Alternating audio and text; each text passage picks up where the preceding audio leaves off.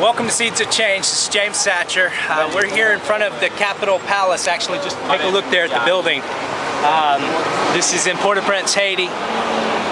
And this is, if you could see it to scale, it's much bigger than the White House. I've seen the White House in person, and this building looks to be, I'd say, at least 3 times the size of the White House in the United States.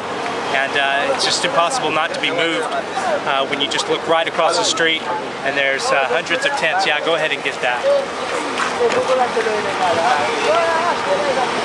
Hundreds of tents right across from where the White House was.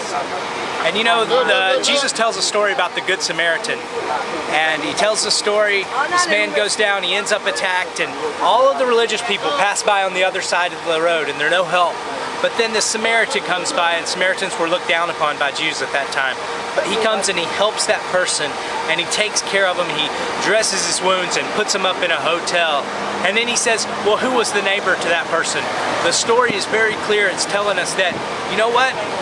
It's not actually where you live that determines whether or not you're being someone's neighbor.